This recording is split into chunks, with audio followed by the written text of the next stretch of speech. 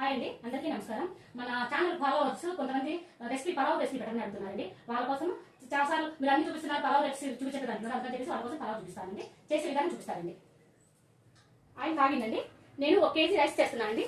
కేజీకి 4 ఉల్లిపాయలు ఇట్లా చేసి పెట్టుకున్నానండి. నేను మిక్స్ చేసి పెట్టుకున్నా. ఆయిల్ చూడండి, ఆయిల్ పెట్టుకున్నా. ఆయిల్ కాగింది. ఉల్లిపాయలు పేస్ట్ వేస్తున్నాను చూడండి. 4 ఉల్లిపాయలు కట్ చేసుకున్నానండి. ఇది ఎర్రగా వేగనివ్వాలండి.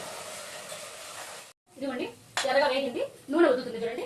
ఇలా ఉన్నప్పుడే అల్లం వెల్లుల్లి 2 స్పూన్లు అండి. కేజీకి 2 స్పూన్లు అల్లం వెల్లుల్లి పేస్ట్ చేస్తున్నాను నేను. ఆ తర్వాత ఇది పుదీనా కొత్తిమీర 1 స్పూన్ అండి మిక్స్ చేసి పెట్టుకున్నానండి. ఇది ఏది ముక్కలుగా కట్ చేసి వేయలేదు చూడండి. అల్లం వెల్లుల్లి ముద్ద, కొత్తిమీర పుదీనా ముద్ద, ఉల్లిపాయని ముందు బాగా వేయించుకోవాలండి. ఎర్రగా వేయితేనేనండి ఉల్లిపాయ పేస్ట్ బాగా టేస్ట్ వస్తుంది. ఆ తర్వాత అల్లం వెల్లుల్లి వేసాను, కొత్తిమీర పుదీనా పేస్ట్ వేసానండి. ఇది వేగనిద్దాము. వేగిపోయింది, మసాలా అంతా బాగా వేగిందండి. ఇప్పుడు బెసరు పోస్తున్నామండి. నీళ్ళు నేను ఈ చెంబుతో బియ్యం పోస్తున్నానండి. నాది కుక్కర్ ఏంటంటే ఈ కుక్కర్ 2 చెంబులు ఒకదానికి 2 పోసుకుంటే సరిపోయిందండి. ఇది నాకు కొంచెం మెత్త వస్తుందండి. 1 పోసాను. పలావుకి కొంచెం తక్కువగా పోసుకుంటున్నానండి, మెత్తగా అవుతుందని.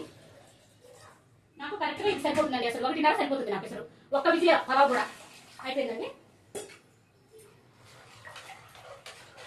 ఇదిగోండి, అన్నానికి సరిపడా ఉప్పు వేస్తున్నానండి నేను. ఇది చెక్క లవంగాలు మసాలా దినుసులు అన్ని వేసి కొట్టి పెట్టిన పొడి అండి. ఇది 2 స్పూన్లు వేస్తున్నానండి. ధనియాల పొడి 2 స్పూన్లు కట్టు సరిపోతుందండి 1 కేజీకి. పెరుగండి, ఒక 2 స్పూన్లు పెరుగు వేస్తున్నా. ఇప్పుడు బియ్యం వేస్తున్నానండి నేను. ఈ 1 కేజీ బియ్యం అండి. కరెక్ట్గా నేను కేజీ పలావుకి చూపిస్తున్నాను మీకు. ఇంకా దీంట్లో 1/2 కేజీ అయితే సగం వేసుకోవచ్చండి అన్ని. మీ కుక్కర్ని బట్టి వండుకోండి అన్నం పలావ్. నా కుక్కర్ అయితే 1 విజిల్కే పలావ్ అయిపోయింది అండి. అన్నమైన 1 విజిల్కి అయిపోయింది. మీ కుక్కర్ని బట్టి బియ్యాన్ని బట్టి వాడుకోండి. నా బియ్యం అంటే నంద్యాల సోనా అండి నేను వాడుతుంది. సన్న బియ్యం నంద్యాల సోనా. అన్నానికి మేము అయ్యే వాడతామండి. చాలా బాగుంటుంది, పొడవుగా సన్నగా ఉంటుందండి అన్నం. ఇంకేంటండి, 1 నిమ్మకాయ పిండుకొని మూత పెట్టేద్దామండి. నిమ్మకాయ అండి, 1 నిమ్మకాయ పిండుతున్నా. ఇంకా మూత పెట్టేసి 1 విజిల్ అండి. నెయ్యి వేస్తాను. ఒక్కసారి మొత్తం అట్లా కలిపుకొని. ఈ పలావ్ అయితే చాలా టేస్టీగా ఉంటుందండి, చాలా బాగుంటుంది అసలు. నెయ్యి అండి, పెద్దగా అయితే 1 గరిటె వేస్తున్నా. నెయ్యి సరిపోతుంది. ఇంకా మూత పెట్టేసుకోండి. 1 విజిల్ అండి. వేగిపోయింది.